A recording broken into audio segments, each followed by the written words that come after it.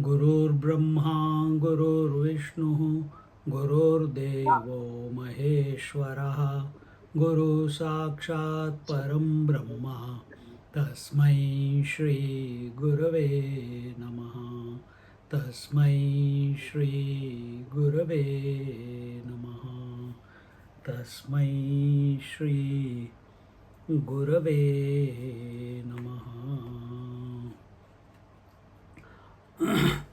We are in the 154th verse or 155th verse, and in the 154th verse we saw when the objective world drishya is removed, the seer gets the credit of conquering the objective world.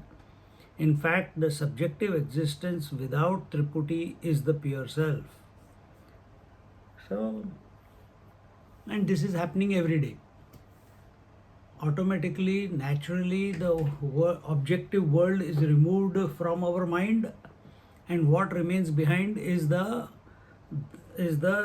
drashta without the drishya, the seer without the seen. Seer without the seen is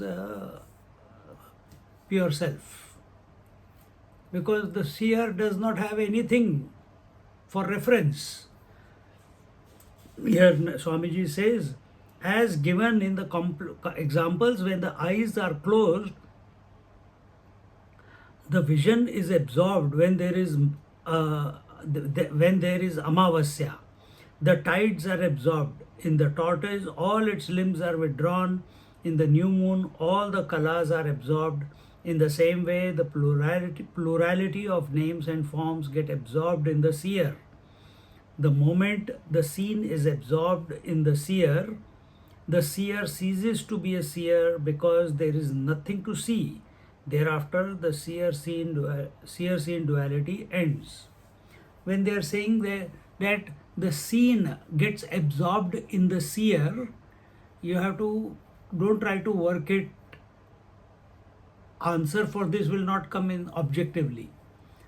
You have to see that the seer is the consciousness that I am, the self that I am.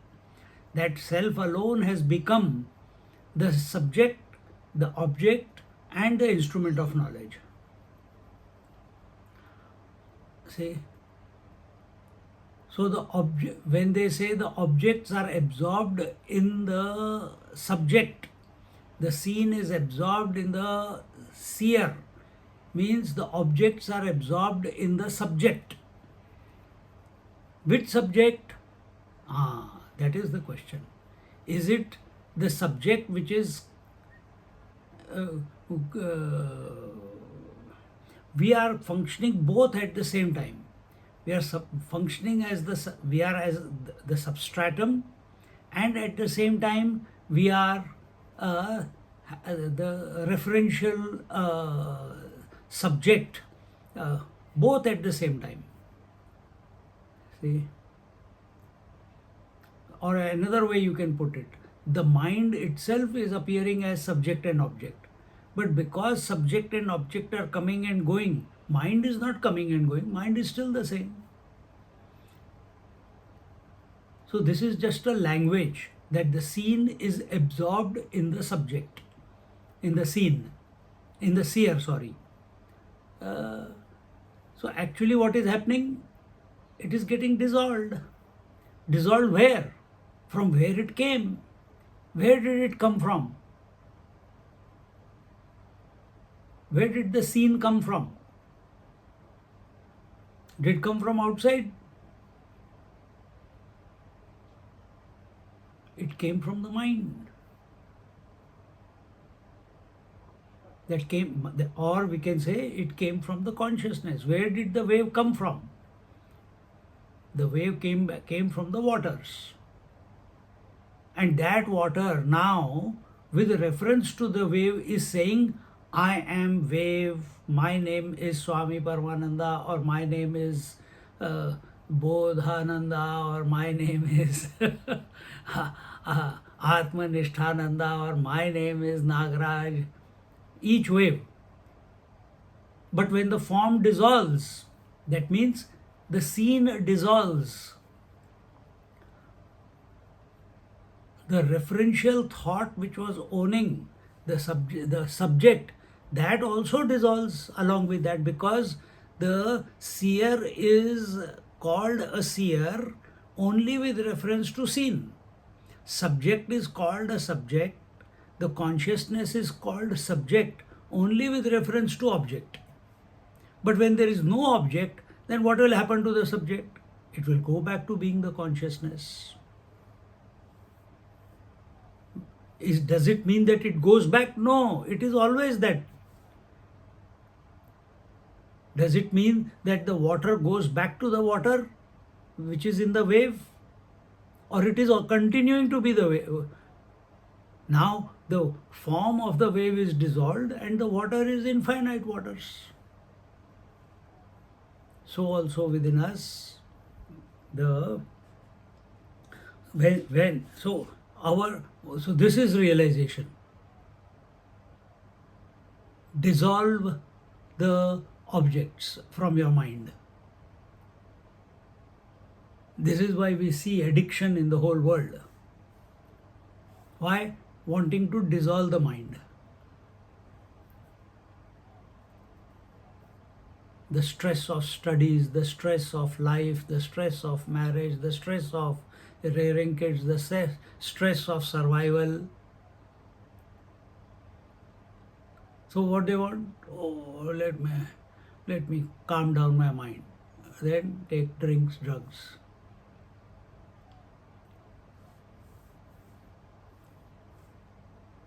What are they doing? They are removing all the objects from the mind. And as a result, lesser the objects in the mind, more content and happy is the mind. Lesser the scenes in the mind or the objects in the mind, less agitation, less restlessness, less confusion, less doubts. And then happy for no reason. In the second interpretation, the drishya is dependent on the drashta. That is, when it is said that the seen is absorbed in the seer, the duality of seer-seen is accepted, and it is as if the drashta is conquering or stealing away the seen. Both ways you can say. One is getting absorbed, the other way it is conquering. What does conquering mean here? Conquering means when we are not disturbed by the objective world, when we are not influenced by, enslaved by the objective world. And what is told here is the first step of yoga, yama. Live in this world in such a manner that you do not disturb the world nor get disturbed by the world. And how do you get disturbed by the world? By thought, word and deed of other people. How do you disturb the other people? By your thought, words and deeds. Once we start practicing that in our daily life, consciously, then the result of that is that we are not. World means initially it begins in the outside world, and as we become undisturbed more and more, automatically our attention will go, "Arey yaar, outside is not disturbing me. Am I getting disturbed by the mind?" Automatically niyam begins. Then I don't become disturbed by my own mind. That leads to pratyahar. Then dharana, dhyan, samadhi.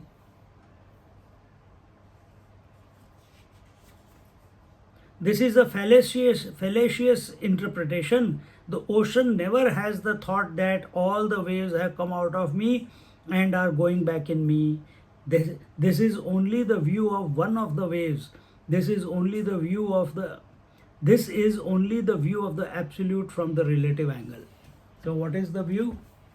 The idea that the objects are going back to the subject, or the subject is conquering the objects, not getting disturbed by the world.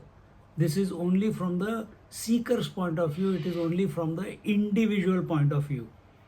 but the water can never be individual. Water can never be individual. Water by nature is infinite. By nature.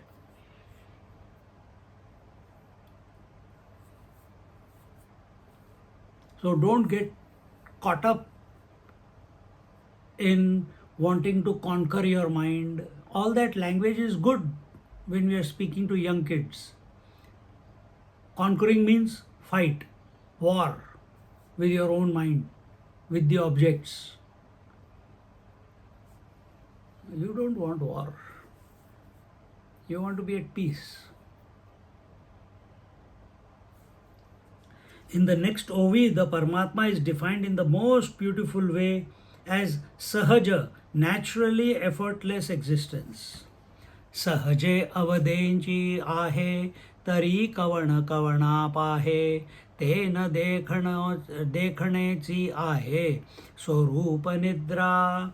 The world is naturally effortless existence. In that case, who will see whom? This non-seeing of otherness is self-abidance. Where the duality appears, sansar begins. Where duality ends, self-abidance is the natural state. The self is effortless natural existence. So what else is the self?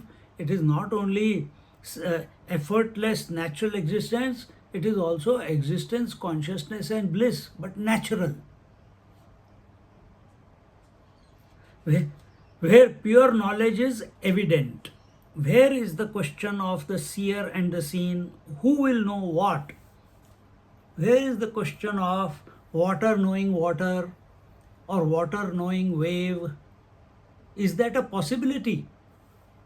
When everything is included in the definition of I, how can there be duality left?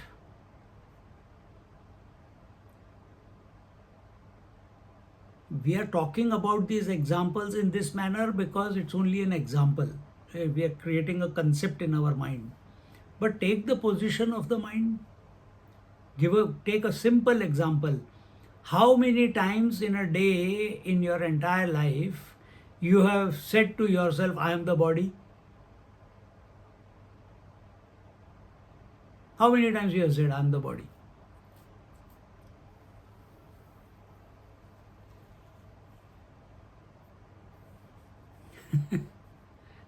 Hardly. Hardly.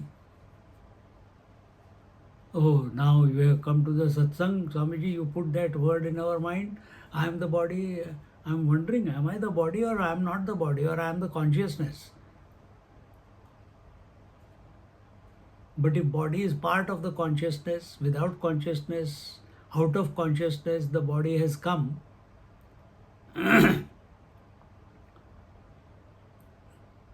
How do I work it out? Good angle of approach.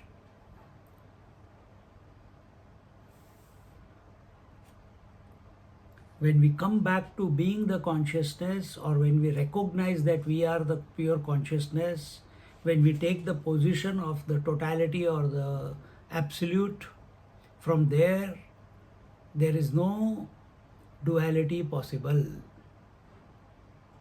When we take the position of the ocean, ocean is a sakshi. When we take the position of a water, there is no sakshi.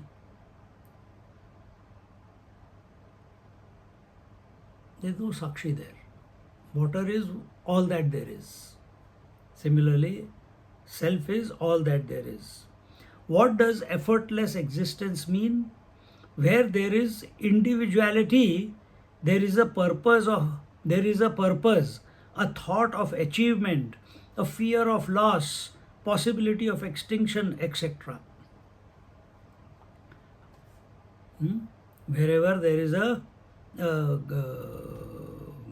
individuality, survival, preservation of life or whatever you have.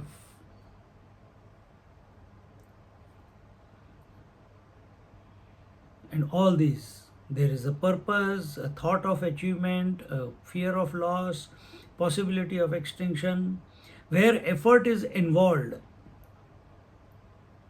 And what is the effort? Oh, I have to preserve my health. So take health insurance. But health insurance is going up and up. So then I have to work. Where will I get the money for health insurance, car insurance, home insurance? Then I have to work. Why? What was the driving thought? Security.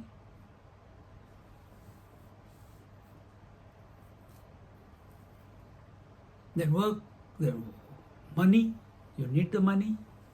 You need a house. I have to secure this body. I need a good bed. I need good food. I need good clothes. And the list keeps going on, increasing. Think when you were a kid, did you care whether you're wearing clothes or moving around naked in the house? In fact, you cried when mother was putting on the clothes. You want to be free. Where was the security? No security. That time you can, the child knows that the mum is there, that's why it's not worried. इतना सोचता तो फिर वो realize हो जाता बच्चा. It doesn't think that much. The child is living in the moment.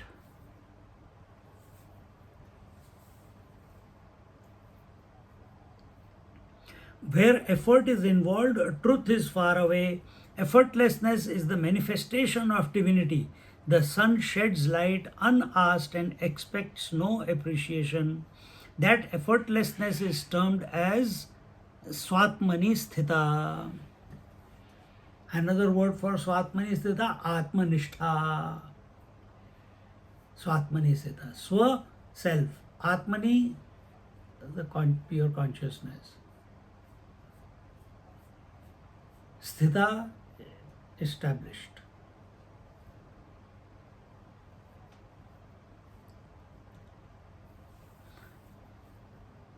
So don't take such decisions in your life where it's coming out of, those decisions are coming out of desire. And that desire could be, I don't want to be involved in the world, or that desire could be, now I want to spend time in sadhana. By leaving something, I'm going to do sadhana, is imagination in our mind. And to think that because I'm doing something in the world, it is taking me away from the self, that is also, this higher thinking, that is also imagination of the mind alone. Wherever life has kept us at this moment is the perfect place. Whatever needs to happen, let it happen.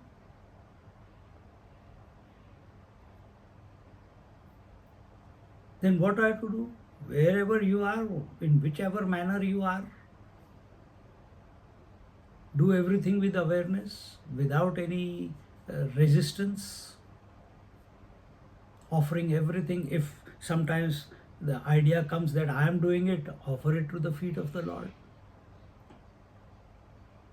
And keep living every moment.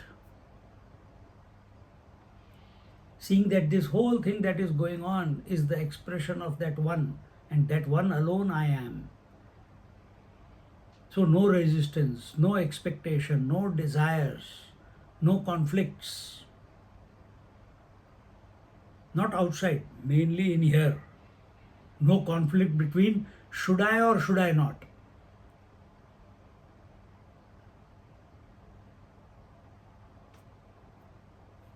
Then that lack of conflict in the mind will reflect lack of conflict in inside and outside. That is effortless existence.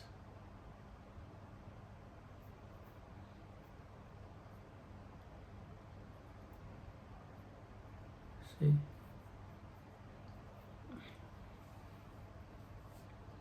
from the point of view of water, there is no question of ocean or wave. In the same way, everything is as it is, eternal. It is so self-evident that it requires no authority. From the water's point of view, there is no totality called the ocean and no individuality called the wave. So from absolute point of view, there is no totality called God or macrocosm, and there is nothing called microcosm. Not the God the way you know it.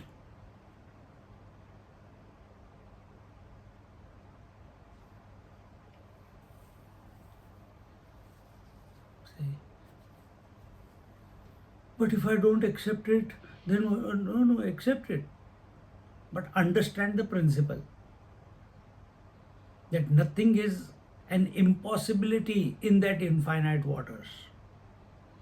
When they say from water's point of view no ocean and wave is possible, it does not mean or I should say our understanding should be that even though the water is supporting all the oceans and all the waves, yet it is not disturbed by the oceans and waves.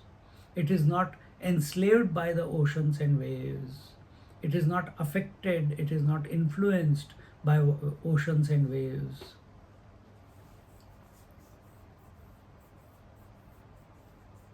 And all transactions in our life, if it is leading to irritation, if it's leading to concretization of I, understand we have interacted wrongly with the world.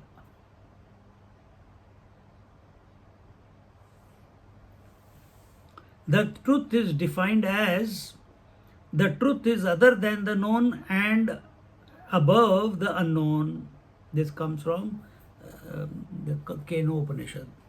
And he who comprehends it both as the known and as the unknown, he indeed comprehends it.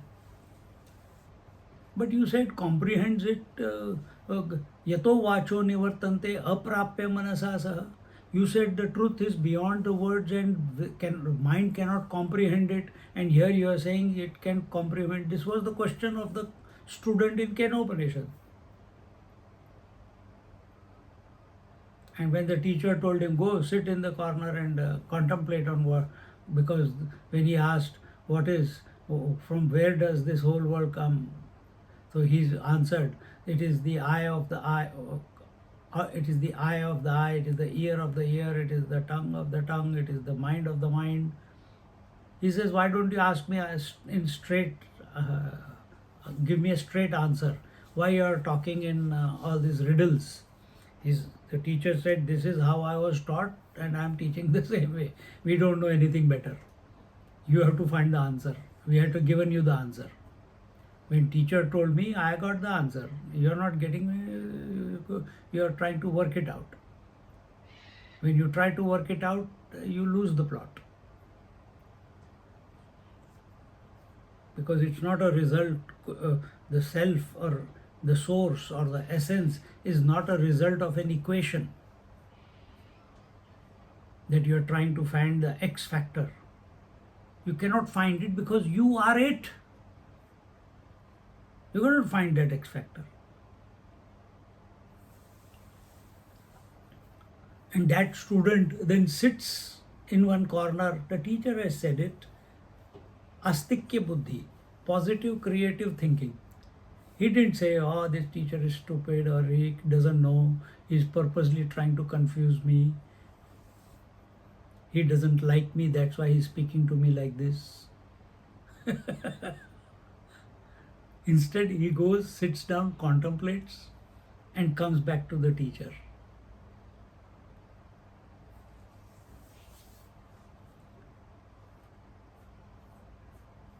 And comes back and says, the truth is beyond the known and the unknown.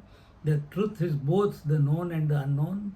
And the one who knows that it is beyond the known and the unknown and also the known and the unknown, he alone comes to know, he alone knows the truth. anyone else speaking about it in a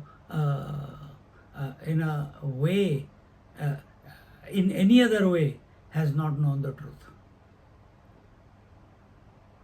Viditat adi, aviditat adi.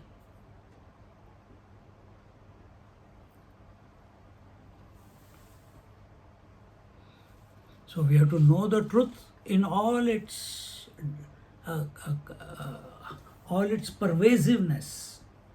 And you cannot know the truth in all its pervasiveness. I'm purposely using these words. You cannot know the truth in all its pervasiveness objectively. Because that truth, who is pervading everything, can be known only as the self that you are, I am. Not as the I thought. Even that thought has to go.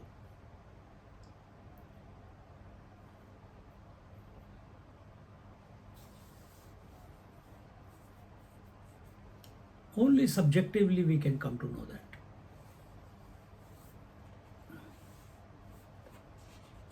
And this is what is meant by comprehension here. In this way, that which is causeless existence, that which is purposeless knowledge, causeless existence, purposeless knowledge, contradictory words. Our knowledge is always with a purpose. We are sitting here, I am talking about Amrutanubhava to explain to my mind, and you are also getting benefit of it.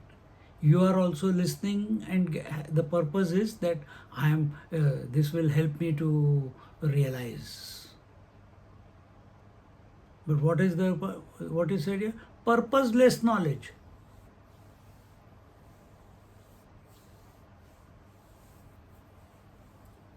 And causeless existence. When we look at the world, we immediately go into cause and effect.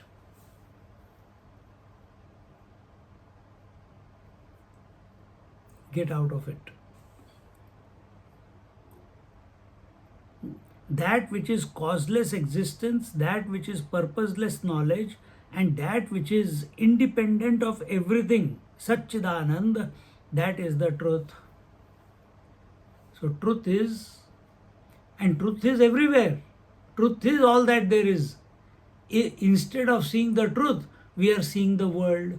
Instead of seeing the truth, we are seeing the thoughts. Instead of seeing the truth, we are accepting ourselves as the witness. Sara drama. Everything is projection. Including the witness is a projection. Witness also must go. You have never said that, Swamiji. Abhi bol rahe, abhi pakad lo. Witness is also a projection. Because again, duality, witness, witnessing, witnessed. Consciousness is called witness only with reference to witnessed. The only difference is that the witness is undisturbed by what is witnessed. We have to give up this fellow also.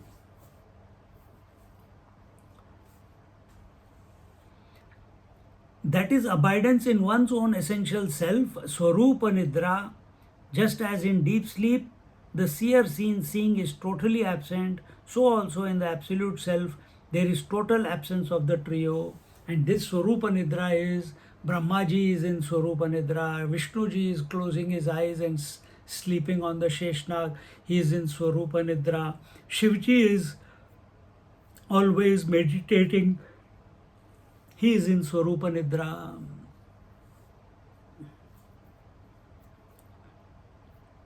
You also are in Swarupa Nidra.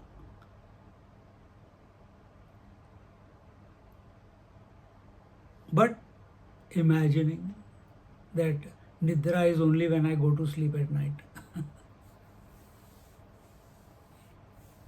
You are continuously abiding in the self. There has never been a moment that you have not been the self.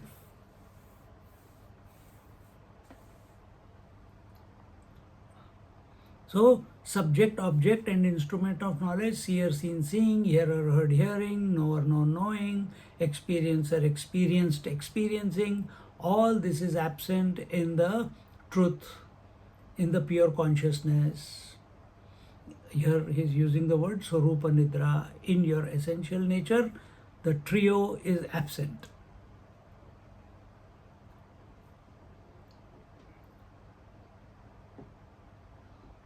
So in deep sleep also the three are absent, and in the avoidance in the self, in the absolute consciousness also these three are absent. For one to be, there is nothing to be done.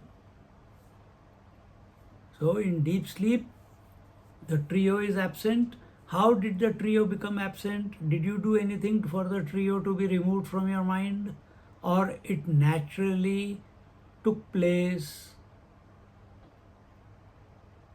or is naturally taking place every night?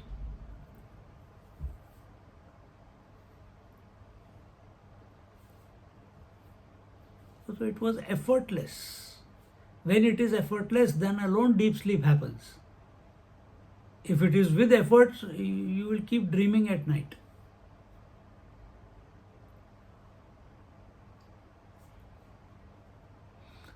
There is nothing to be done. No effort is needed to be a meditator.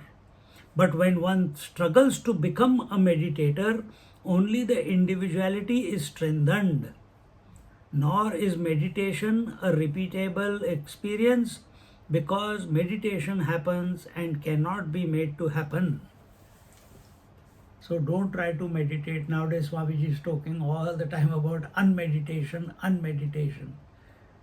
Meaning, be natural, flow with nature. Don't struggle to achieve something. Meditator means who wants to achieve meditation. I want the experience of meditation. And if it doesn't happen, then stress. If it doesn't happen, then agitation. But why? Yes, last week it happened, yesterday it happened. Why it is not happening today? I want the same experiences. But meditation is not an experience. Meditation is your natural state. It is pure consciousness.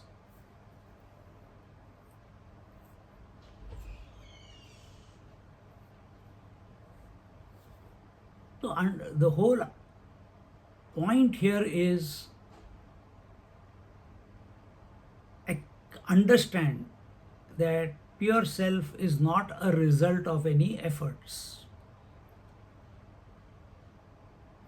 Pure self is your natural state, and it is you.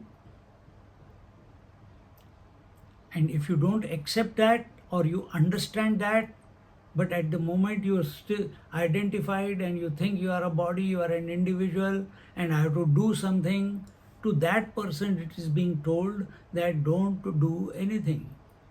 Be natural. Flow with life. Don't create resistance. Don't create friction in the outside world or in your own mind.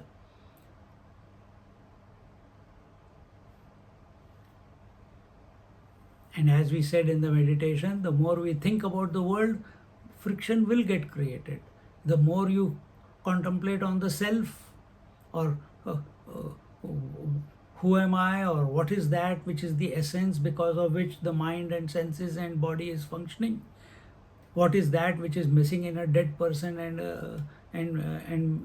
it's present in me, how is this one pervading the whole universe? Mind will come to a stop because there is no concretized, thoughtful answer to it.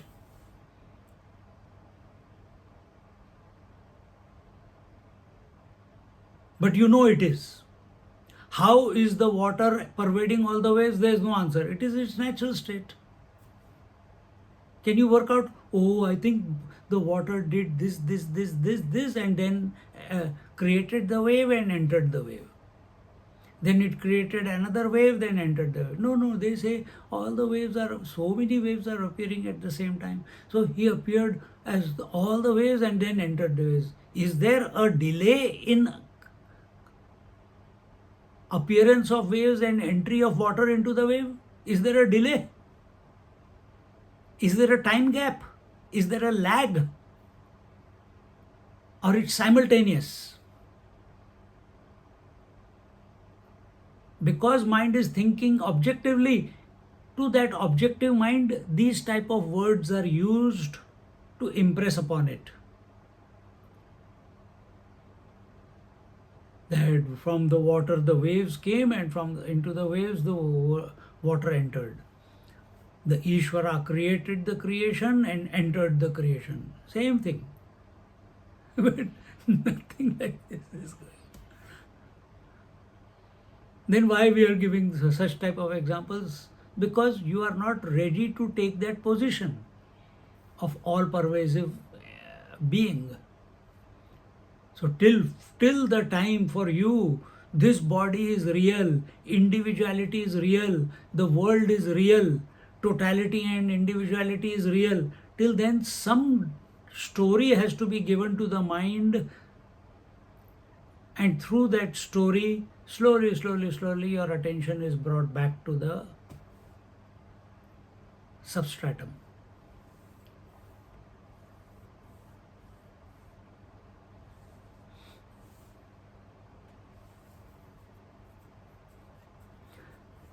The Kathopanishad says, this Atma cannot be attained by the study of the Vedas or by intelligence or by such much hearing. It is gained by him who chooses it alone. To him, the Atman reveals its true nature. It is a gainless gain. Atma Nishtha is a gainless gain. It is not that I have gained the phone. It is not a gain like this. You can gain something which you are considering as separate. But when everything is that one, where is the question of gain? When the house breaks down, the total space doesn't gain the individual space. It is always one. When the ornament is melted, the gold does not gain the gold in the ornament. It is always one. Purnamada Purnamidam Purnat Purnamudachyate. It is appearing as two. That appearance is because of your forgetfulness that you are the infinite one. You are appearing as father, mother, daughter, sister because you are forgetting that you are a man or a woman. Problems are for all these imaginary entities.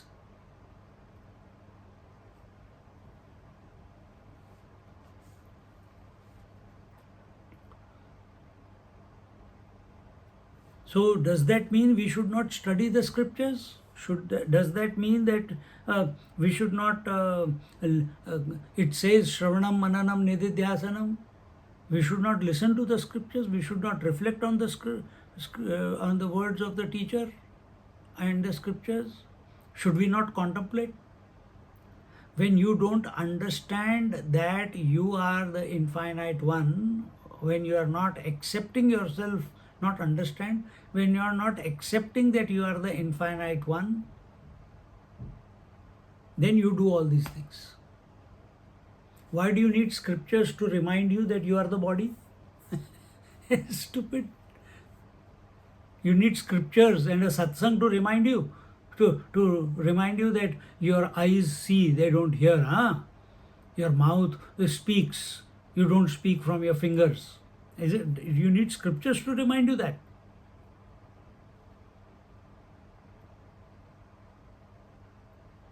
You need scriptures to remind you that you go through waking, dream and deep sleep. It is your natural experience every day. Why you need scriptures to tell you that?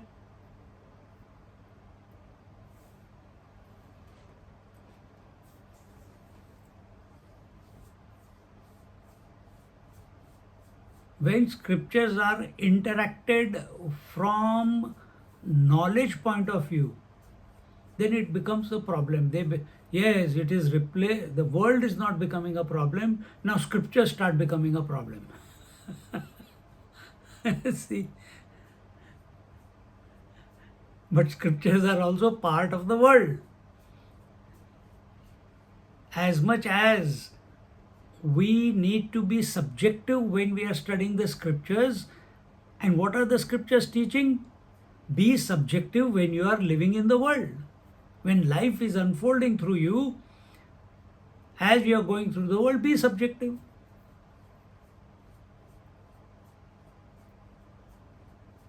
That's all they are saying.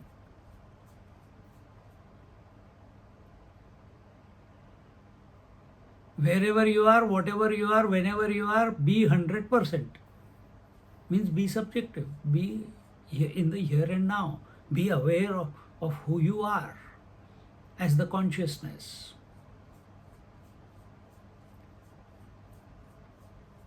For that you don't need scriptures. You don't need a guru.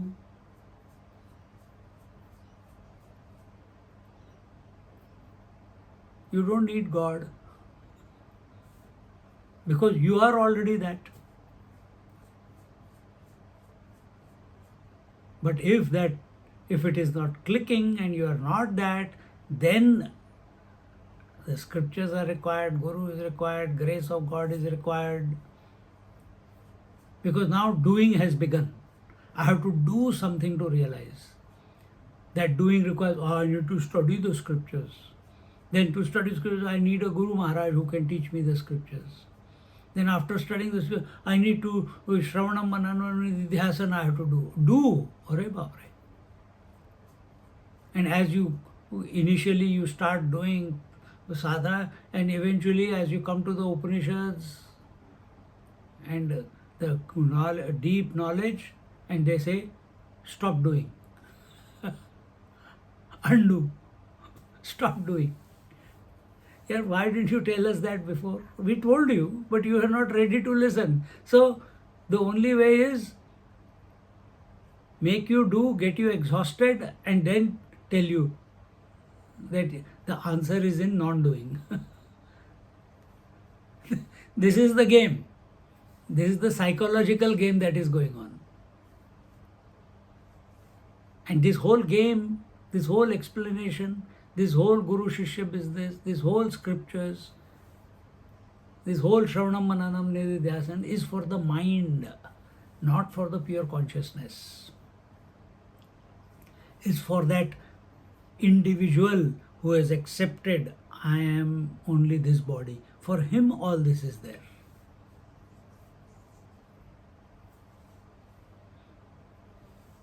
So don't feel that you need something to complete you, and don't feel that something can be taken away from you. But for that disposition, you need to take the position of the water. You need to take the position of the pure consciousness. And that will be silence. Then if thoughts are coming or not coming, there is nothing lacking in. I am complete. This thought also is not, whether it comes or doesn't come, it does not matter.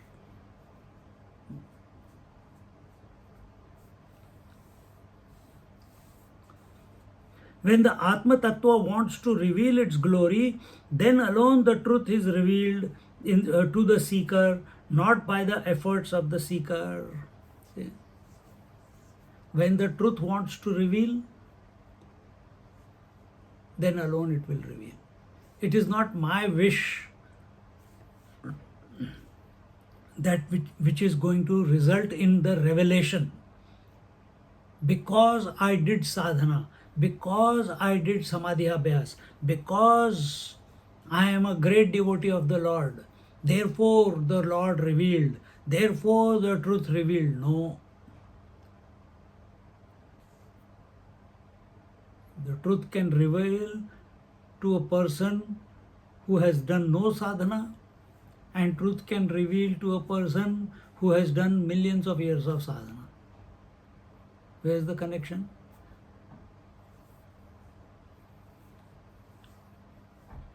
Then to answer that, another story is given. Oh, the person who did not do any sadhana, he must have done sadhana in his previous lives. That's why it got revealed to him without any efforts. And the person who has taken thousands of years to reveal, he must have done lot of adharma, he must have done lot of sin in his life. That's why he requires so much purification of thousands of years of sadhana, and now it is revealing. All this is story. This is not the truth. At a relative level, all this, wow, fantastic, papoham papa karma. You are not the sinner. You are the perfect being. Accept.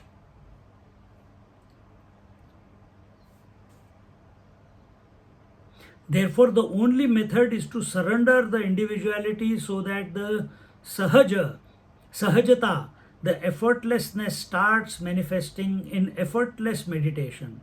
One can sit in the lap of the Lord for hours without discomfort.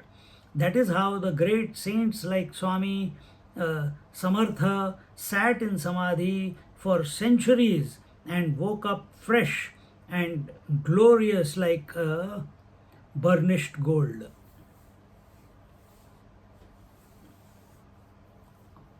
When we sit in meditation, or even after the lecture, when we get up, this limb is hurting, that limb is hurting.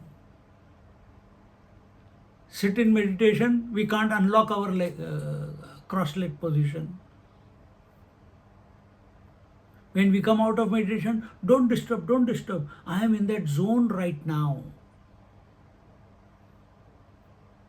I don't want to hear music. I don't want to see the world. I don't want to interact with the world. I am in that zone. It's so nice. It's so beautiful. It's so pristine. Self is none of these, and yet all of these. Who is feeling all this? The individual.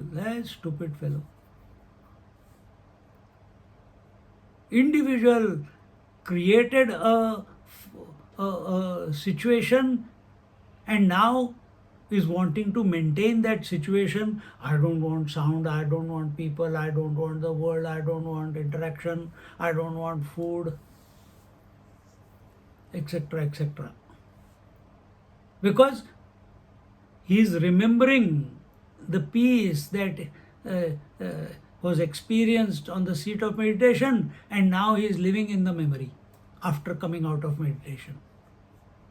Living in the memory means that seeker is not living in the present moment. Still a hangover is there. Just after drinking alcohol, there is a hangover. This is meditation hangover.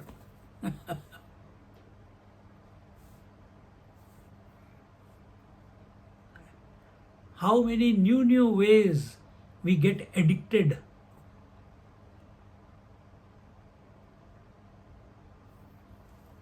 to temporary experiences.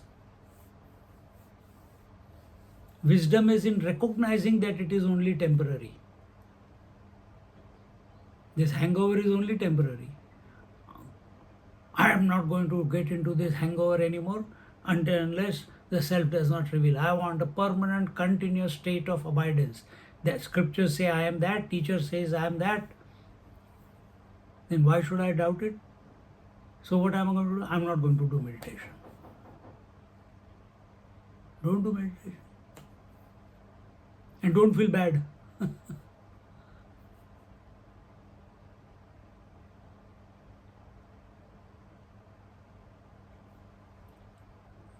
Not doing meditation does not mean not sitting in silence. Sitting in silence must naturally happen. Just like sleep naturally happens. In the morning when we give you a cue in meditation, 10, 15, 20 minutes, we take some topic and we talk. And then naturally you go into silence. We don't tell you to do pranayam, we don't tell you to do asanas, we don't tell you to become concentrated.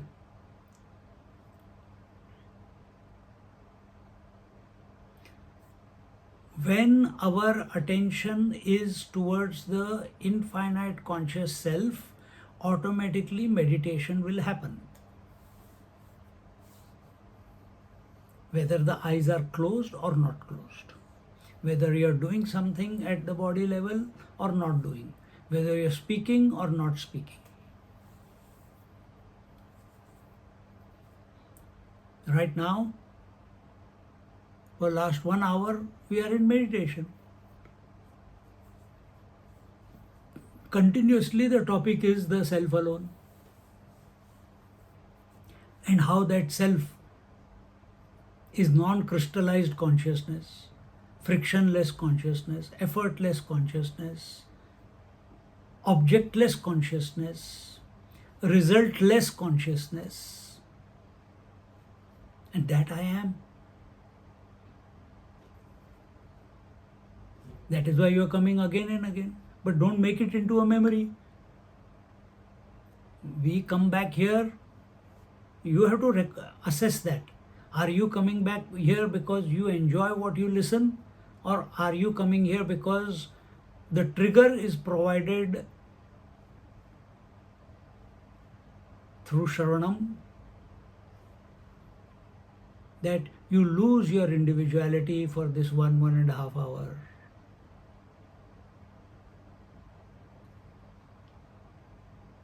And you have to question, if 1 hour I'm not aware of my being an individual, how is it possible to extend that for infinity throughout?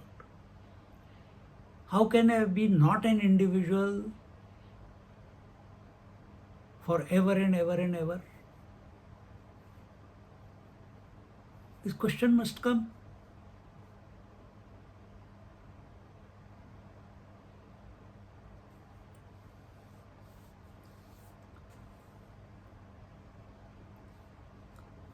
In this way, in this OV, the great saint tells us, let us sleep in our own being. The self is natural, effortless existence where pure knowledge is evident. So who will know what?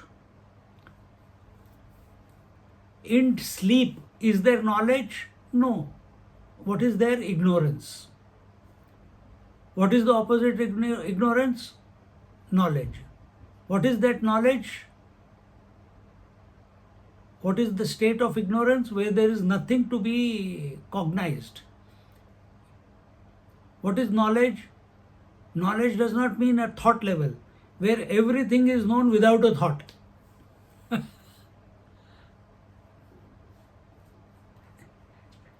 Just play of words. Everything is known without thoughts. And what is that? What will it be like? It will be a state of abidance.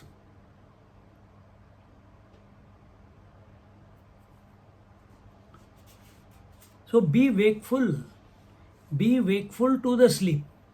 When naturally the mind is becoming zero, you remain awake to the zero mind. But what is happening every night? We get influenced by that zero mind, and that zero, that shunya, that ignorance, that void takes the better of us. And we as if lose the consciousness that we are and go under the veil of darkness. Remain awake. The self is natural, effortless existence where pure knowledge is evident. So who will know what?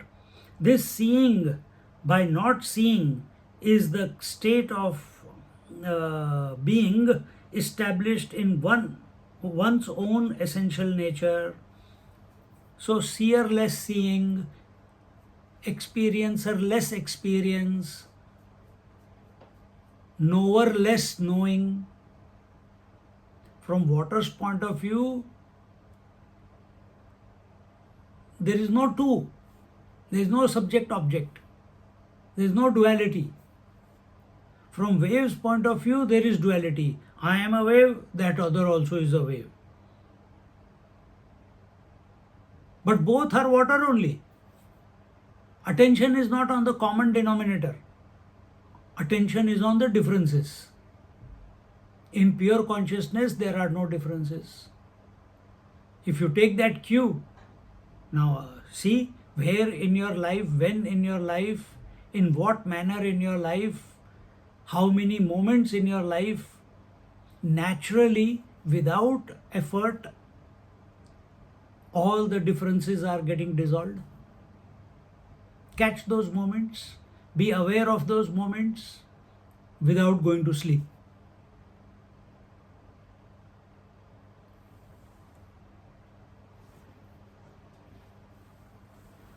So, one is at death, all duality will end. So, remain awake to the death when it happens. So, prepare for that. Second is sleep. Prepare for sleep in such a manner that you don't come under the veil of ignorance.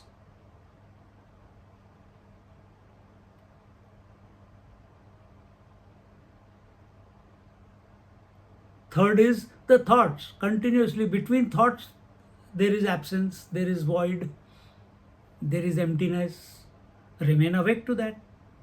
But I'm already awake. Then accept. Then accept. Don't live at a default level, addicted to the thoughts only. Recognize that you are awake to the no thought state also so many times during the day.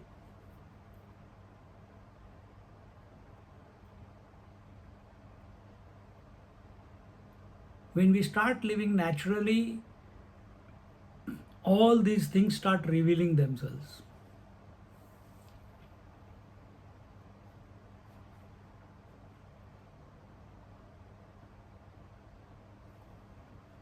You become aware of all this happening.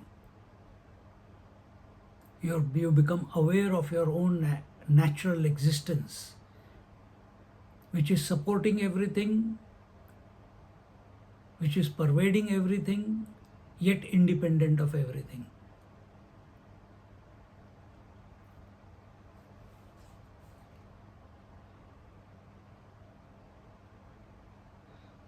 This seeing by not seeing is the state of being established in one's own essential nature.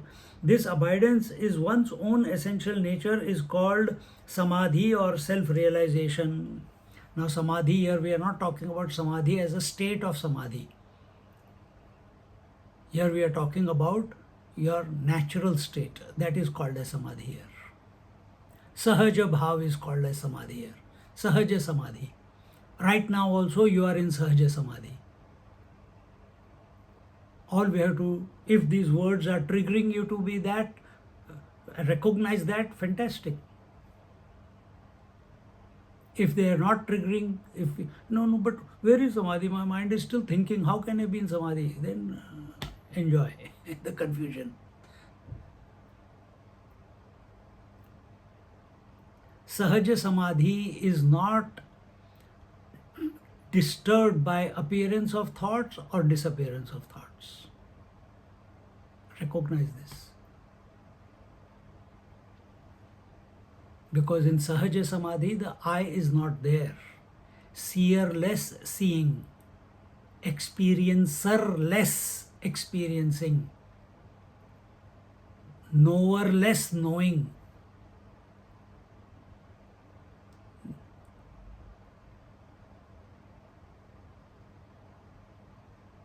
These words are just triggers to make you recognize that this is how it is going on. You have not accepted this and then concretized. No, I am the knower, I am the experiencer, I am the seer, I am the blah, blah, blah, blah, blah. And once you have accepted, I am the seer, I am the knower, I am the experiencer. Now, naturally the sadhana will be that I have to give up the experiencer experienced, I have to give up the knower and knowing, I have to give up the seer and seen, I have to, and a process is created where there is no process.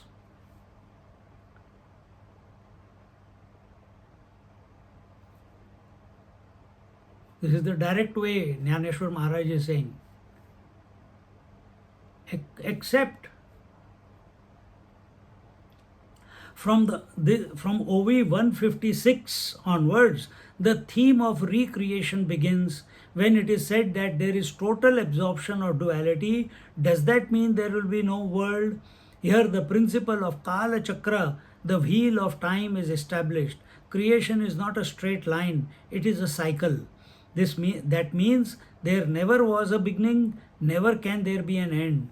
On a circle, every point is both a beginning and an end. Therefore, manifestation and absorption, creation and destruction are eternally going on. Remember this, the talk, this Jnaneshwar Maharaj is following Ishvara Advayavad. So the appearance and disappearance are also going on eternally. Creation and destruction is also going on eternally. Appearance of thought and disappearance of thought is also going on eternally. Alert from no backups for 1307 days. To create a condition to think that I have to get away from creation, then only I will come to realize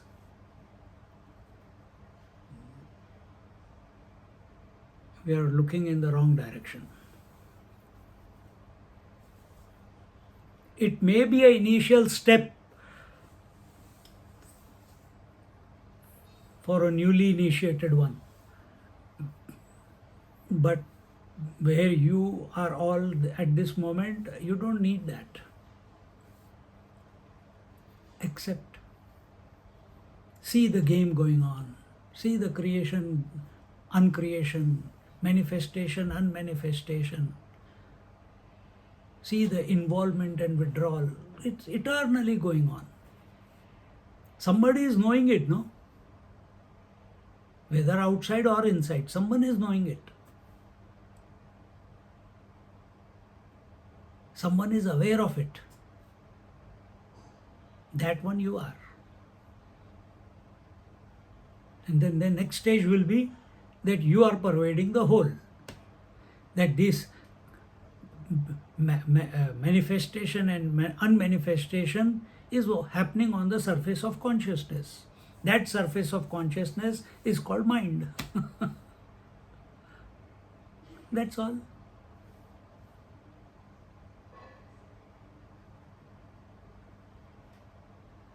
You go deeper into the mind, all the waves will vanish and you will come to the consciousness. You are on the surface of the mind, only the waves will be there.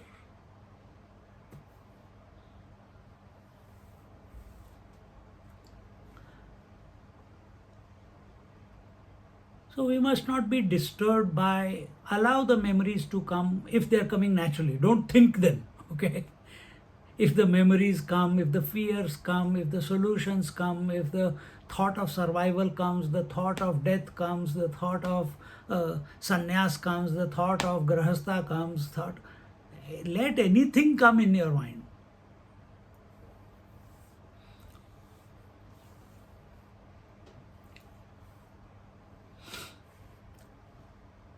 Don't react. Don't accept it, don't reject it. Just watch it. As long as you can do this, slowly, the momentum of the thought eruptions in your mind, that will start reducing. Why? Until and unless I don't touch the laptop and put efforts and push it, the laptop will not move. By itself it cannot move because it is inert. Similarly, a thought cannot move unless and until it is given attention, it is given value, it is given importance. So when you are watching it, you are not giving any attention. You are attentive towards the conscious self, you are attentive towards how that one alone is appearing as all.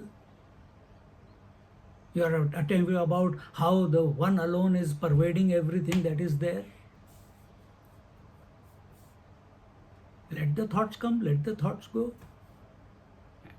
And if you're watching, if you're undisturbed by the thoughts, which means you're not giving value and attention to the thoughts, slowly, slowly, slowly over a period of time, not too long, achirat, very quickly it happens.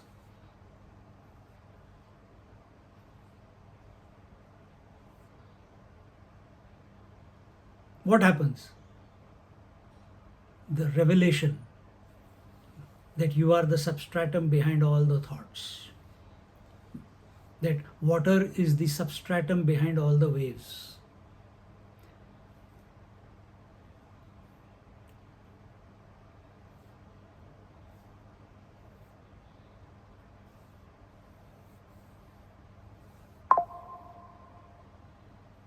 If I am continuously, if water is the substratum of the waves, then why am I getting disturbed? Because you are still swimming in the surface of the water. Dive deep. Dive Alert deep. from maps. Dive deep.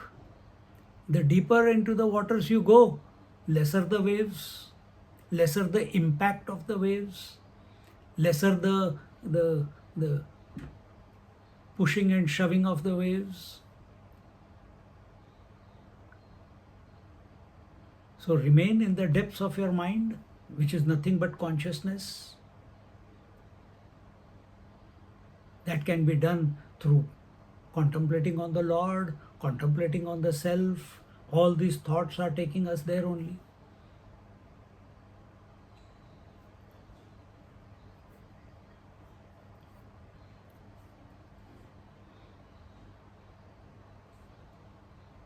In this way, the teacher, now from 156th verse onwards, the idea, the theme of the topic of recreation, which is cyclical. This cycle, I'm just thinking loudly here, this cycle is in the mind. Mind is nothing but consciousness. So gold remains gold, whether it becomes or someone makes it into an ornament, then melts it and again makes it into another ornament. It doesn't matter to the gold. Gold is gold. Similarly, this creation, recreation, where is it going on?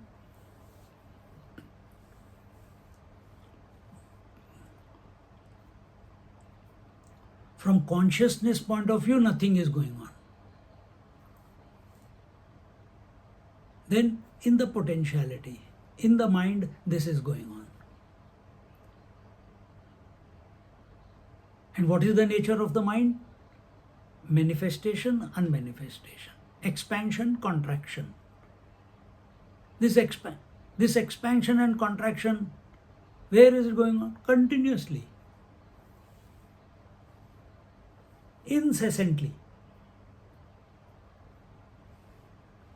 Swamiji says that this cycle is a circle. From where does the circle begin and where does the circle end?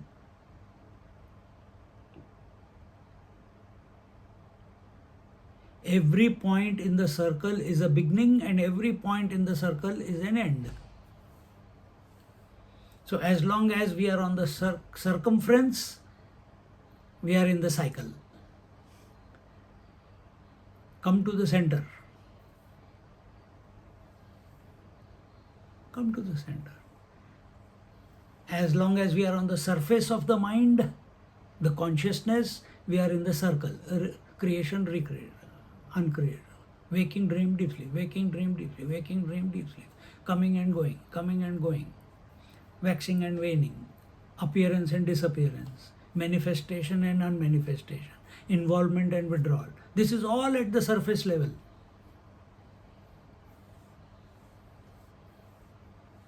Just like in yourself, at the surface level, what is your surface level? Your body and senses.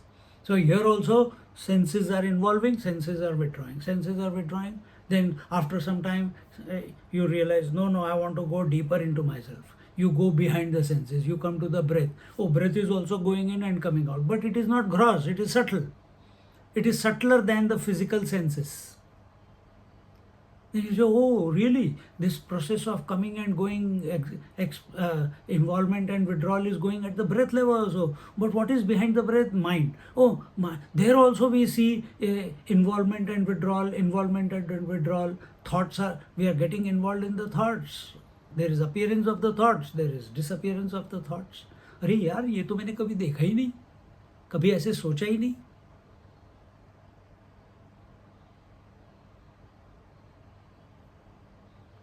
Then we go further back. Where are the thoughts coming? Oh, the thoughts are coming in waking and thoughts are coming in dream. Oh, so waking and dream is the involvement and deep sleep is the withdrawal. अच्छा, ये तो पूरा principle हो गया यार ये तो. I was only thinking at the sensory level, then I came to the breath level, then I came to the thought level, now I come to the total day experience level. This is, so from gross surface, I have come to the subtle surface because we are going behind. Then you come to the life also came into existence, life will also go out of existence. Then you come to the whole life level, but that is also surface only.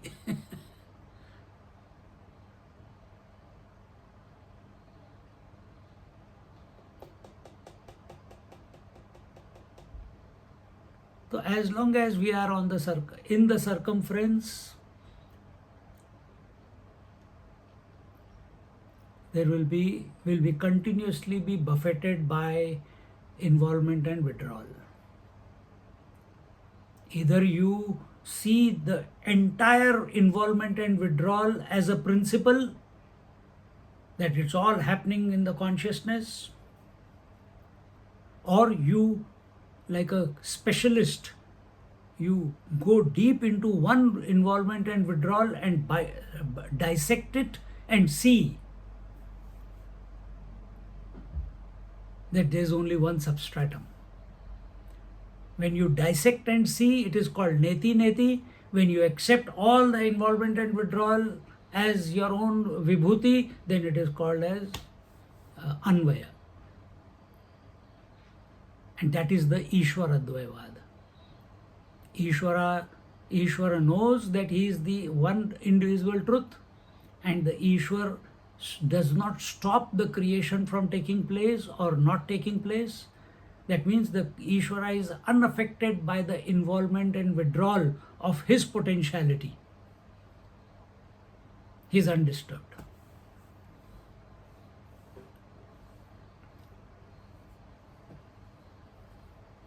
And this is his natural state, this is your natural state also. You have to just be available to it.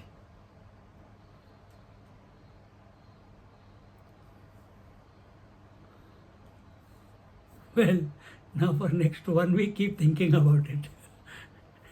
Enjoy the confusion or enjoy the clarity, whichever way you approach it. If you're thinking, oh, this is what is this, enjoy the confusion. But it is so simple. It is so simple.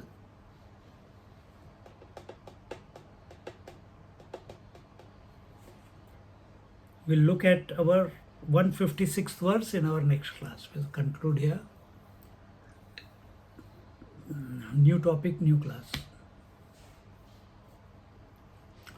Om Purnamada Purnamidam Purnat Purnamudachyate Purnasya Purnamadaya Purnamevavashishyate. Om Shanti Shanti Shanti. Harihi Om. Shri Gurubhyo Namaha. Harihi Om. Sit quietly for a moment.